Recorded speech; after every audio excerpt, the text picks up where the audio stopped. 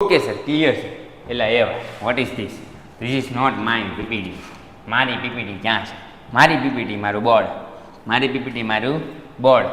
ભાઈ મેં તમને બધા લોકોને રામ રામ, જય સિયારામ.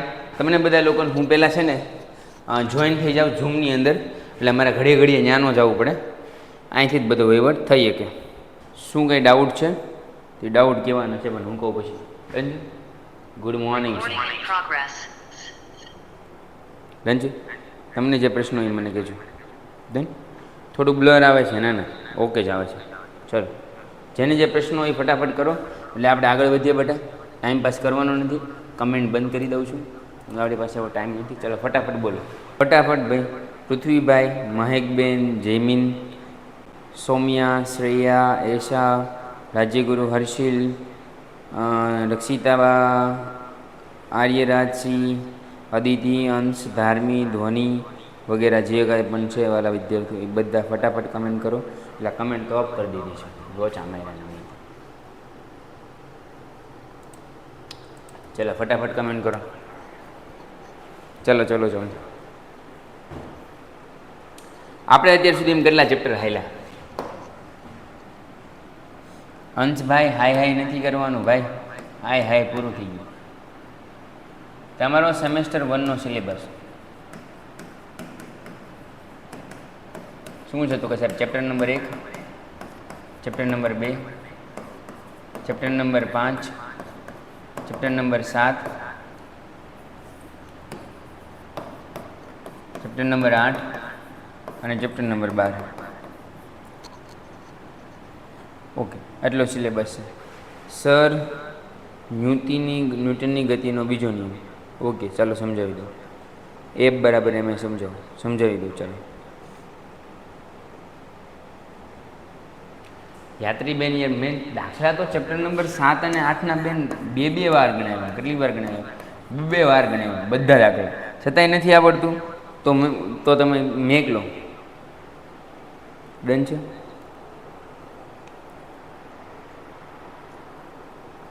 ઓકે, ન્યૂટનની ગતિના 3 નિયમ સમજાવી દો. ચાલો. આદિ કોષ અને ટિન્ડલ અસર એટલે શું? ભાઈ લાવ્યા હો, પણ લાવ્યા. ઓકે ઓકે, ગતિનો નિયમ, એમાંય તે સૌપ્રથમ જડત્વનો નિયમ અને ગેલિલિયોની વિચારધારા શું હતી એ સમજવાની ટ્રાય કરી. ચાલો ડન છે? ઓકે છે? ચલો સર બ્લર બતાય છે. આશ્રુતિ એટલે શું સમજાવી દો. ચાલો, આશ્રુતિ એટલે કાંઈ નહીં બેટા. આશ્રુતિનો મતલબ એવો થાય કે જ્યારે કોઈ પાણી છે એ કોઈની અંદર, કોષની અંદર આવે અને કોષમાંથી જ્યારે પાણી બહાર જાય એને આશ્રુતિ કહેવાય.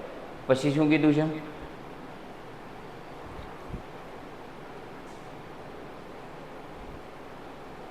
સર આદિકોષ કેન્દ્રીય અને સુકોષ કેન્દ્રીય એ તો ભણાવેલું છે, એકવાર જોઈ લો પૃથ્વીભાઈ. ટિન્ડલ અસર એટલે શું? હવે ક્લિયર આવે છે ભાઈ? મને તો ક્લિયર બતાય છે. ડન? ઓકે, બધાને ક્લિયર આવે છે? Okay done. ચાલો આ એક કાઢી દો. આ જે આવે છે એ કેવું આવે છે?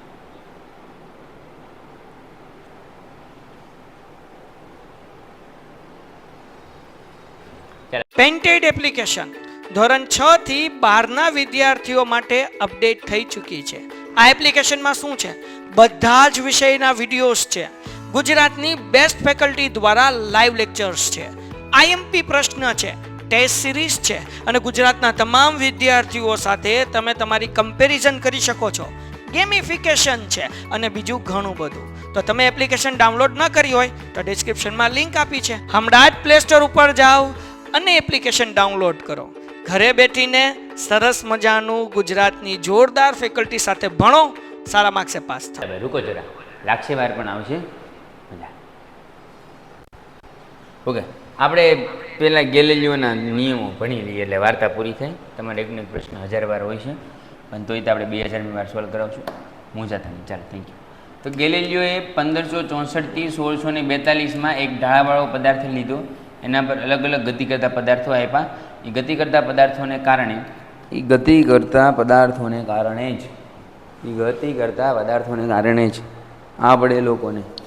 આપણે લોકોને એમાંથી પ્રયોગ કરવામાં આવેલો. શું કીધું? તો કે જ્યારે લખોટી ઢાળવાળી સપાટી પર ઉપર નીચે તરફ ગતિ કરે છે ત્યારે તેના વેગમાં વધારો કે ઘટાડો થાય છે. ફોર એક્ઝામ્પલ, જો એ પ્રવેગિત ગતિ કરે તો V2 ગ્રેટર દેન V1 થાય. ક્લિયર છે? જ્યારે લખોટી ઢાળવાળામાંથી ઉપર તરફ જાય તો પહેલાં વેગ વધારે હોય, પછી વેગ ઓછો હોય. ઓકે, હવે એનું તારણ શું છે? તો કે તારણ ઉપર જતા રહીએ. શું કીધું નિષ્કર્ષ? તો કે લખોટી ગતિ બદલવા માટે અસંતુલિત બળ જરૂરી છે. જ્યાં સુધી અસંતુલિત બાહ્ય બળ લગાડવામાં ન આવે ત્યાં સુધી તે પદાર્થ સ્થિર હોય તો સ્થિર રહે, ગતિમાં હોય તો ગતિમાં રહે. પરંતુ લખોટી છે એ કેવી ગતિ કરશે? અચળ ગતિ કરશે. એટલે લખોટી અચળ ગતિ ચાલુ રાખશે અને એના માટે કોઈ પણ પરિણામી બળ જરૂર નથી. જો કોઈ લખોટી એમનેમ અચળ ગતિ શરૂ રાખે તો એના માટે કોઈ પણ બાહ્ય બળ આપવાની જરૂર પડતી નથી. આમ પદાર્થના વેગમાં ફેરફાર કરવા માટે કેવું બળ લાગે છે? તો કે અસંતુલિત બાહ્ય બળ લાગે છે, આવશ્યક છે. પરંતુ પદાર્થની અચળ વેગી ગતિ ચાલુ રાખવા માટે અસંતુલિત બાહ્ય બળની કોઈ આવશ્યકતા નથી. એટલે એના માટે કોઈ કામનું નથી હોતું. તો શું કીધું? તો કે લખોટી ગતિ બદલવા માટે બાહ્ય બળ જરૂરી છે, બાકી કોઈના માટે બાહ્ય બળ જરૂરી નથી. બીજી વસ્તુ કે આમ પદાર્થના વેગમાં ફેરફાર થાય તો અસંતુલિત બાહ્ય બળ લાગે અને એને કારણે બાહ્ય બળની કોઈ બીજી આવશ્યકતા નથી. ન્યૂટનની ગતિનો પહેલો નિયમ શું કહે છે? તો કે દરેક પદાર્થ પોતાની સ્થિર અવસ્થામાં એક સુરેખ પથ પર અચળ ગતિની અવસ્થા જાળવી રાખે છે અને જ્યાં સુધી તેના પર કોઈ બાહ્ય બળ લગાડવામાં ન આવે ત્યાં સુધી તે એમને એઝ ઇટ ઇઝ રહેશે. એના કરતાં મને જે ગમે છે આ નિયમ ગમે છે, એના નિયમ યાદ રાખવો. શું કીધું? તો કે જ્યાં સુધી કોઈ પદાર્થ પર અસંતુલિત બાહ્ય બળ લગાવવામાં ન આવે, જ્યાં સુધી કોઈ પદાર્થ પર અસંતુલિત બાહ્ય બળ લગાડવામાં ન આવે ત્યાં સુધી તે પદાર્થ સ્થિર અવસ્થામાં હોય તો સ્થિર અવસ્થામાં રહે અને ગતિમાં હોય તો અચળ વેગથી ગતિ શરૂ રાખે. ફરીવાર છે, જ્યાં સુધી કોઈ પદાર્થ પર અસંતુલિત બાહ્ય બળ લગાડવામાં ન આવે ત્યાં સુધી તે પદાર્થ સ્થિર હોય તો સ્થિર ગતિમાં રહે અને અચળ મતલબ કે વેગ ગતિ કરતો તો અચળ વેગથી ગતિ શરૂ રાખે. ડન છે? સમજાય છે પહેલો નિયમ? યસ સર, સમજાય છે. ડન છે? ડન છે? ડન. હા, પ્રયોગ આવે ને ભાઈ? ગેલેલિયોનો પ્રયોગ આવે. ડન છે? ન્યૂટનની ગતિનો બીજો નિયમ સમજી લઈએ. ડન. હવે એનો નિયમ એવો છે કે પદાર્થના દળ અને તેના વેગમાનના ગુણાંકફળને વેગમાન કહેવામાં આવે છે. શું કહેવામાં આવે છે? વેગમાન. વેગમાન એટલે શું થાય? તો કે પદાર્થના દળ અને એના વેગના ગુણાકારને શું કહેવામાં આવે છે? ગુણાકાર એટલે ગુણાંકફળ, એને વેગમાન કહેવામાં આવે છે. ઓકે સર, યાદ રહી? P બરાબર mv લખી શકીએ. દળ ગુણ્યા વેગ. પદાર્થનું વેગમાન એ તેના દળ અને વેગના ગુણાકારમાં હોય છે. P બરાબર mv, જ્યાં P છે વેગમાન છે, m છે પદાર્થનું દળ છે, v છે વેગ છે. એકમ કિલોગ્રામ મીટર પ્રતિ સેકન્ડ સ્ક્વેર. CGS-માં જાઓ તો સેન્ટીગ્રામ સેન્ટીમીટર સેકન્ડ સ્ક્વેર. વેગમાન છે સદિશ રાશિ છે, તેની વેગની જરૂર પડે છે. એમ છે? ન્યૂટનની ગતિનો બીજો નિયમ તો કે કોઈ પદાર્થના વેગમાનમાં થતો ફેરફાર તે સમયના દરને તેને અસંતુલિત બળ જેટલો અને તેની દિશામાં હોય છે. ફરીવાર, કોઈ પદાર્થના વેગમાનમાં થતો ફેરફાર, કોઈ પદાર્થનો વેગમાનમાં થતો ફેરફાર એટલે dp, વેગમાનમાં થતો ફેરફાર તે તેના સમયના ફેરફારનો દર એટલે સમયનો ફેરફારનો દર એટલે dt. તો તે કયું બળ લગાડે? તો કે F. તો F બરાબર શું થઈ જાય? Delta P by delta T. Done? આવડે બધાને એકદમ જોરદાર ઝકાસ જલસા પડી જાય કે નું આવડે સર? અરે સર તમે કહો એટલે આવડે જ ને, મજો પડી જાય. યસ સર, મજો પડી જાય. એકદમ બધાને આવડશે. Delta P by delta T કહેવાય. ડન? F બરાબર m. ઓકે, ચાલો. અને તારવણી તો બધાએ ન આવડતી હોય તો તમારે આની પહેલાંનું લેક્ચર જોઈ લેવાનું. ડન? આવડી જશે. ચાલો, ન્યૂટનની ગતિનો ત્રીજો નિયમ શું કહે છે? તો કે બે પદાર્થ વચ્ચેની આંતરક્રિયા દરમિયાન, એટલે ધારો કે એક પદાર્થ આ છે, એક પદાર્થ આ છે, એનું દળ છે m1, આનું દળ છે m2. જ્યારે બે પદાર્થની કોઈ આંતરક્રિયા દરમિયાન જ્યારે એક પદાર્થ બીજા પદાર્થ પર બળ લગાડે, એટલે આ પદાર્થ એના પર બળ લગાડે છે, ત્યારે બીજો પદાર્થ પણ તત્કાળ એના પર વિરોધી બળ લગાડે છે. આ બંને બળો હંમેશા સમાન મૂલ્યના અને પરસ્પર વિરુદ્ધ દિશાના હોય છે. આ બળોને અલગ અલગ પદાર્થો પર લાગતા એક જ પદાર્થ પર હોતો નથી. આ પદાર્થો કેવા લાગે? અલગ અલગ ઓબ્જેક્ટ લાગે, ઓન ધી ડિફરન્ટ ઓબ્જેક્ટ, એટલે એક ઓબ્જેક્ટ પર લાગતો નથી. એટલે એને શું કહેવામાં આવે છે? ન્યૂટનની ગતિનો ત્રીજો નિયમ. ડન છે? ઓકે સર, આવડે? ચલો, ન્યૂટનની ગતિના ત્રણેય નિયમ આવડે બધાને? તો હા સાહેબ આવડે. આ સાયન્સનું ચેપ્ટર હતું. હા, સાયકલ, ટ્રેન, 5 રૂપિયાનો સિક્કો અને 1 રૂપિયાનો સિક્કો, તો આમાં કોણ વધુ હશે? જેનું દળ વધારે એ વધુ સાયકલ. Okay done. ચેપ્ટર 7 ચેપ્ટરનું સર આદિ કોષ કેન્દ્રીય સુકોષ કેન્દ્રીય એટલે શું? ચાલો સમજાવી દો. તનુબેન શું કહે છે? વેરી ગુડ બેન, બહુ સરસ. ચલો ડન. મસ્ત હેર કટ છે, થેન્ક યુ ભાઈ. ટિન્ડલ અસર સમજાવો.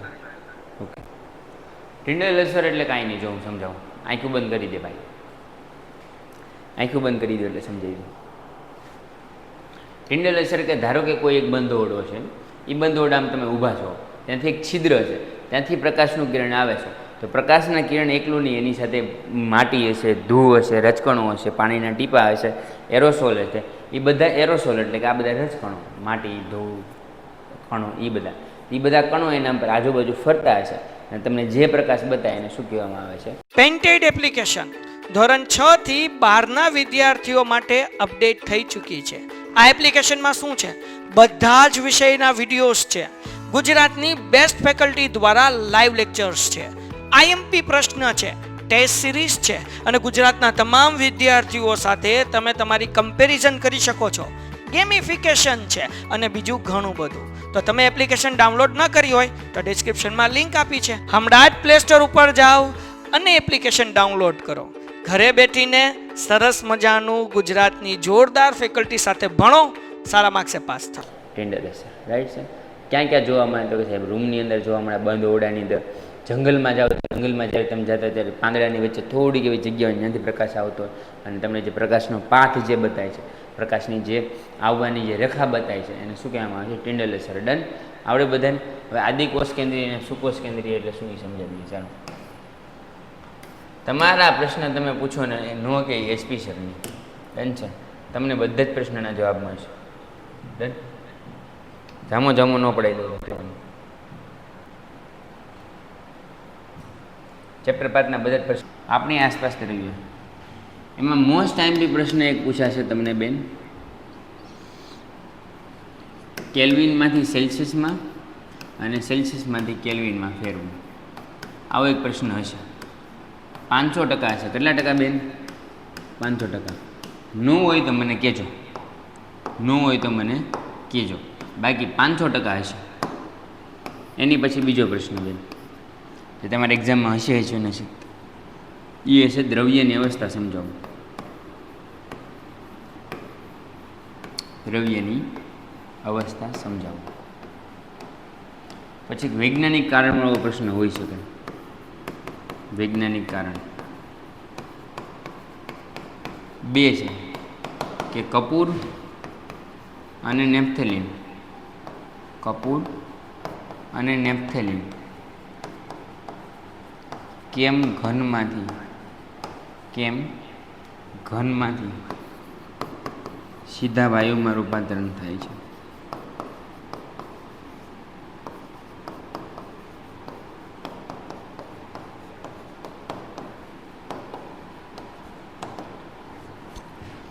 અને એની પછીનો પ્રશ્ન હોઈ શકે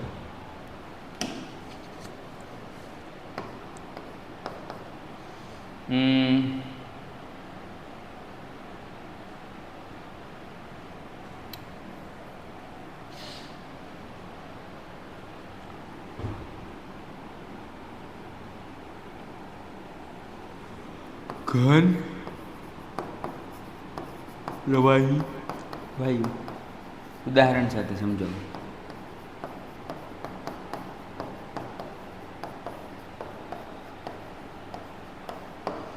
અને એની પછીનો કોઈ પ્રશ્ન પૂછાય કે તો ચેપ્ટર 1માંથી હા એ તમને એવું પૂછી શકે કે એક્ઝામ્પલ આપશે. ફોર એક્ઝામ્પલ અત્તર, સુગંધ, ધૂપ, હવા, આમાંથી દ્રવ્ય કોણ છે? આવું પૂછશે. આની સિવાયનો પ્રશ્ન મને નથી લાગતો બેન બહાર જાય. છતાં એકવાર ચોપડી વાંચી લીધું. બાકી એસપી સર કહે છે કે આમાંથી ઓકે. આ કોષના મુખ્ય 3 પ્રકાર છે. ત્યાંથી શરૂ કરીએ ભણવાનું કે કોષના મુખ્ય કેટલા પ્રકાર છે? તો કે 3. એક કોષરસ પટલ, એક કોષ કેન્દ્ર અને કોષરસ. તો કોષરસ પટલ છે એ સૌથી બાહ્ય પડ છે અરે બાહ્ય પટલ એટલે શું? તો કોષરસ પટલનું સ્થાન શું છે? તો કે કોષરસ પટલ એ કોષરસનું સૌથી બહારનું આવરણ છે. પાણી કોષોમાં તે સૌથી વ્યવસ્થિત રીતે જોવા મળે છે અને કોષ દિવાલની અંદર હોય છે. લાક્ષણિકતા: કોષ રસસ્તર જીવંત, પાતળું, સ્થિતિસ્થાપક, નાજુક, પસંદગીકાર પ્રવશીલ પટલ હોય છે. કાર્યો શું છે? તો કે કોષને તેના બાહ્ય પર્યાવરણથી અલગ કરવામાં આવે છે. કોષના અંદરના દ્રવ્યનું આવરણ પૂરું પાડે છે. કોષ રસસ્તરનું મુખ્ય કાર્ય કોષમાં પ્રવેશતા અને કોષમાંથી બહાર નીકળતા દ્રવ્યોનું નિયમન કરવું છે. ઓક્સિજન, કાર્બન ડાયોક્સાઇડ જેવા વાયુઓનું પ્રસરણ કરવા માટે ઉપયોગ થાય છે. એની સાથે સાથે પાણીના અણુઓને અશ્રુતિ દ્વારા કોષરસ પટલમાંથી પસાર કરવામાં. આશ્રુતિ એટલે શું? તો કે પાણીના અણુઓને પસાર કરવાની વ્યવસ્થા. જે બેનનો પ્રશ્ન હતો કે આશ્રુતિ એટલે શું? તો કે પાણીના અણુઓને કોષરસ પટલમાંથી પસાર કરવાની વ્યવસ્થા. CO2 ઓક્સિજન પાણીના અણુ પ્રવેશ કરવા માટે ગેટ તરીકે વર્ક કરે. શેના તરીકે વર્ક કરે? કોષરસ પટલનું કાર્ય શું છે? તો કે ચોકીદાર ગેટકીપર તરીકે કામ કરે છે. ડન છે? ઓકે સર, આવડે બધાને? બરાબર છે સર. ટિંચર દ્રાવણ કેનાથી બને? ટિંચર આયોડાઇડ કહેવાય એને. યસ વેદાંતભાઈ, બોલો પ્રશ્ન હોય તો બોલો. તમારા પ્રશ્ન બાકી રહી જાય તો કાલે ભણાવીશું. મૂંઝાતા નહીં તમ તારે. એનિમલ મરી ગયો, આ મરી ગયો, આ ગયો. ડન છે? આખા ચેપ્ટર નંબર 5. ચાલો, हमारा वचन नहीं हमारा शासन. चैप्टर नंबर 5 आखू चैप्टर फरीवार ल्यो. गुजराती अंदर कोई साहेब हो तो कहो आखे आखू चैप्टर फरीवार भणावे. नो भणावे मारा वाला, नो भणावे. डन छे? चैप्टर नंबर 1 ની PDF આવી જશે. તો આવા નવા લેક્ચર માટે જોડાયેલા રહો પેન્ટેડ એપ્લિકેશનની અંદર. તમને કાંઈ પ્રશ્ન હોય, શંકા કુશંકા હોય તો પૂછો ફટાફટ, એ ડાઉટ હોય તો.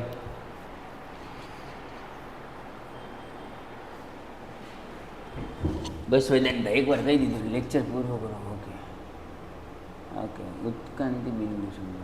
ઉત્કલન બિંદુ, જે બિંદુ એ બટા પાણીનું બાષ્પમાં રૂપાંતર થાય ને એને ઉત્કલન બિંદુ કહે છે. કાલે સમજાય દો. ચાલો, તમારા બધા પ્રશ્નનું સોલ્યુશન કાલે થઈ જશે. ચાલો, હું PDF લઈને આવીશ, એમાં બધા પ્રશ્ન સમજાવી દઈશ. મળીએ છીએ નેક્સ્ટ લેક્ચરની અંદર. ત્યાં સુધી જય હિન્દ, જય ભારત, આવજો. કાલે બધા પ્રશ્નનું સોલ્યુશન કરી દઈશું ને. આજે થોડાક પ્રશ્નનું સોલ્યુશન થયું, કાલે કરશું. બોલ, આપણી પાસે ટાઈમ છે જ.